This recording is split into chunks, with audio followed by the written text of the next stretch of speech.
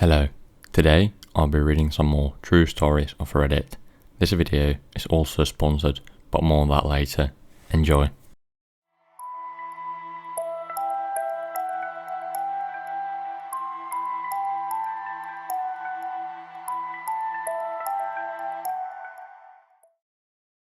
I watched my coworker get arrested and then found out he had a sinister plan for me. I worked with this man for a little over 3 years. We worked pretty close on some projects over the last 2 years and even sat near one another at work. In September, I showed up and saw about 10 detectives at my place of work. I was a bit startled as this was quite unusual for my area. I looked around and saw that my coworker was in handcuffs and looked quite disheveled, which wasn't out of the norm to be honest. I walked up to the detectives introducing myself and let them know who I was in relation to him. I asked what was going on and they filled me in on why he was currently being arrested. For the sake of the case, I won't share more than that he was a disgusting person. Over the course of the next 3 hours, I watched as they dismantled his workstation, went through his belongings, took evidence pictures and so on. I was pulled in and out of rooms answering questions about his character and my feelings about him as a person. I told them he gave me a weird feeling in my gut that I've always told my husband I wouldn't be surprised if the cops ever did come looking for him. That's my husband even though he was weird, and if I ever went missing that he'd be the first person to be suspected. Didn't realise how real this almost was. The detective on site told me that they served a search warrant at his home and were looking there for any evidence. It sounds like they found more than they anticipated and were looking to see if there was anything else unrelated to what they were currently investigating. I was asked my name and my husband's name for confirmation for something they found, which I did think was odd, but I let it go and called my husband to update him on the happenings of the day thus far. However, the last hour I was pulled in for the final time and advised by one of the lead detectives, who couldn't even look at me, that I needed to ensure that I was safe and protected in the event they didn't book him that day. Come to find out, he had been journaling about me over the course of the last year, saying that he wanted to be with me, but the problem was that I was married. His journal then lined out a plan to set my husband up for cheating on me, and the end resulted in my death caused by him, my coworker. The officer said that everything in between was more vile than he's ever heard, to the point he was crying when he was telling me to make sure I was safe. Crying, a detective, and didn't want to scare me. Thankfully, he was charged and looking at a long time in prison. But I still think about it. It keeps me up at night. It just shows you never really know someone, even your coworkers.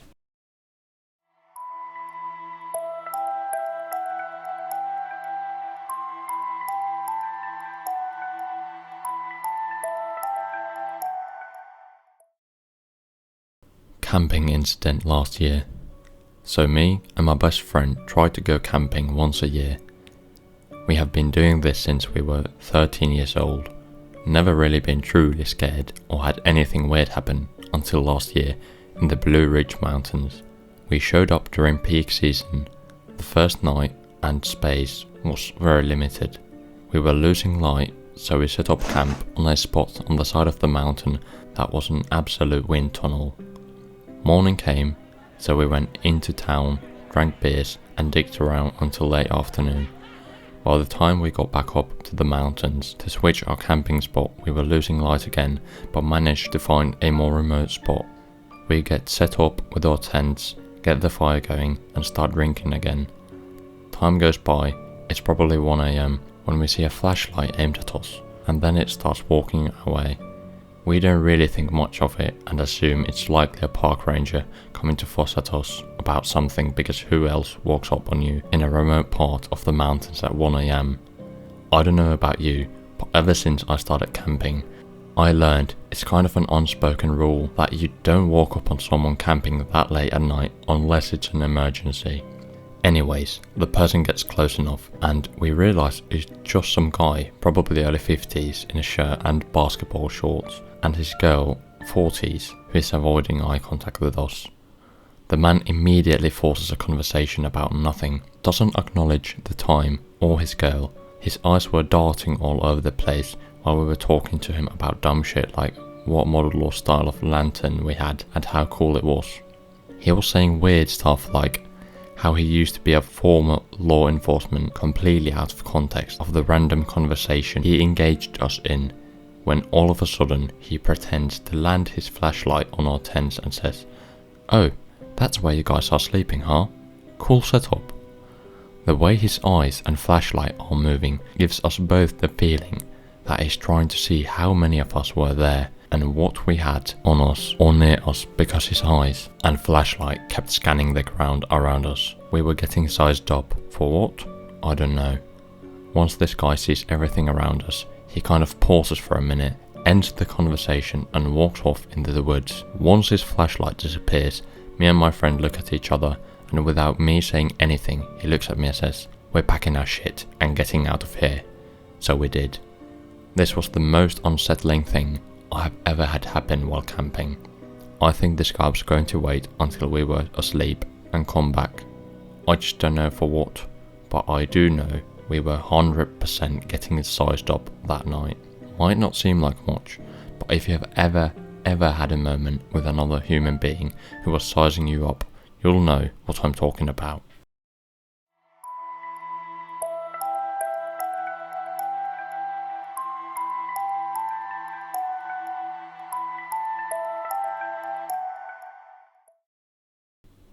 A few years ago, fall/early winter of 2019, we were staying with my husband's father. We rented/moved into a house a couple of months later, but had been staying there less than a week at the time this happened. I slept in the living room on an air mattress with our kids, ages 10, 5 and 1. The kitchen, dining room and living room were all open space. There was a wide counter and sink that was a bar on the living room side.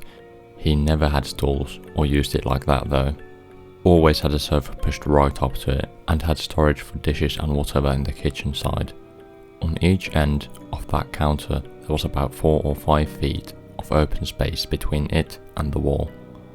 Along the wall, directly opposite the front door, were 3 doors: father-in-law's bedroom, bathroom, spare room from left to right. My husband slept on the tiny spare bed. His dad kept the door to his room closed and usually had a TV and, depending on the weather, either a space heater, window AC unit or at least one fan going. I don't remember if my husband had the door to the room he was sleeping in open or closed that night, except for that black wall where the bedrooms and bathroom were. The house had windows all the way around it, large floor-to-ceiling windows and line of large sliding windows along each side wall. It was originally built as a sort of camp/getaway cabin. Windows equals view. Apparently, he disagreed and was in the process of building a front porch and replacing about half of those windows with the wall. However, at the time, the porch was still being built and none of the windows had been changed or taken out yet. This particular night, I was holding my 18-month-old with a child on each side of us. We had all been asleep for a while when I woke up. I'm not sure what time it was, but the house was mostly quiet and no one else was awake. I lay there quietly without moving around for a little while and couldn't figure out why I was awake at all, much less so alert. Not long after, I decided it was just one of those things, sleep cycles, blah blah blah, and was about to try to get back to sleep. Someone knocked on the front door. Not a loud banging, beating knock, but definitely a knock. The air mattress was in the middle of the living room area, and the door was on the kitchen side of that dividing counter. I really didn't want to answer the door for multiple reasons. Was in the middle of 3 sleeping children. It was late, it was cold, and we were cozy and warm, all snuggled together. It wasn't my house/company. No one else seemed to notice someone was knocking. The knocking went on for longer than I would have knocked on someone's door in the middle of the night, and it did get more persistent, though never did it turn into banging. No one called out for somebody to answer the door, and no one's cell rang. Finally, I heard someone walking down the unfinished porch, they had stacked some boards and tools and stuff against the front of the house. I heard no clatters or thumps or anything like that, but it did sound like whoever was out there was having to walk on and around those building materials. And then I heard a distinct and firm tapping on the window closest to the kids and me. There was a small older TV and a small stereo/speakers sitting on two small tables about nightstand size between the air mattress and the windows. I was facing away from the window, but the tapping was right there where our heads were. An entire wall of floor to ceiling windows, and the tapping was done only in the area that would have been in my direct line of sight if I hadn't been facing the other direction.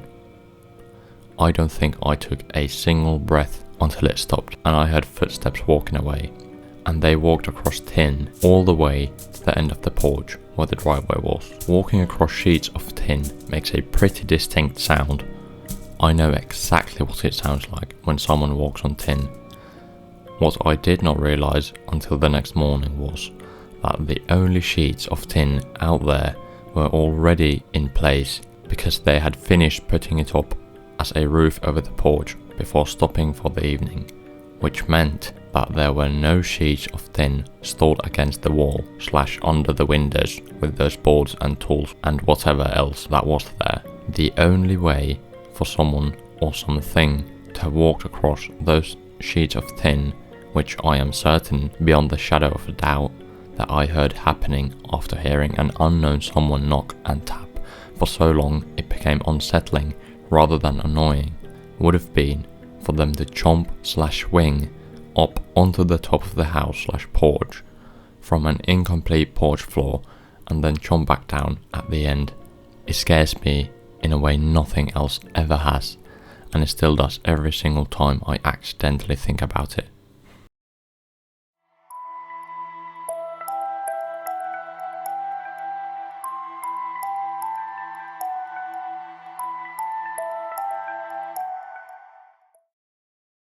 I worked as a dispatcher for a pretty small ambulance station near a fairly large city in the middle of the US.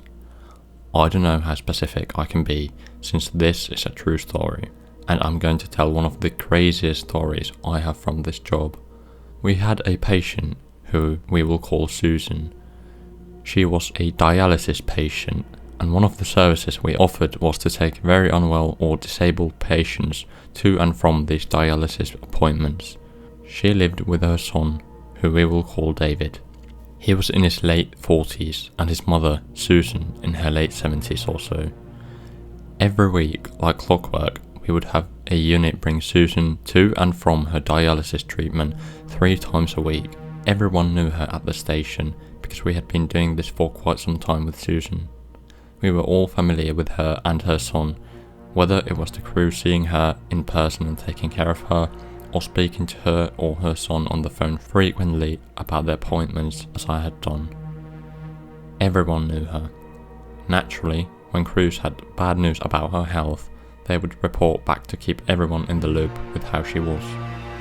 At one point, she was not feeling well at all, but she wanted to go to her dialysis appointment, so naturally, we obliged and took her in. At this appointment, while receiving dialysis treatment, she lost consciousness and was promptly taken by our crew to the hospital. When it was time again for her dialysis appointment, we gave the hospital a call to see if she had been released and was able to go to the appointment.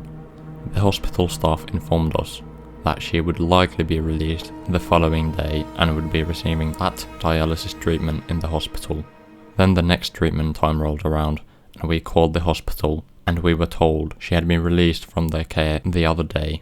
This was great news, but a little strange due to the fact that we weren't always her first call to transport her to and from any hospital or appointment, and we hadn't transported her anywhere. We quickly moved on, however, and called David, her son, to see if she was going to be requiring us for her treatment that day. He informed us she wasn't feeling well and that she wasn't up to it, but that he was considering taking her back into the hospital. We tell him that if he needs us to just give us a call, and until further notice, we cancel her trip for the day. We never get a call.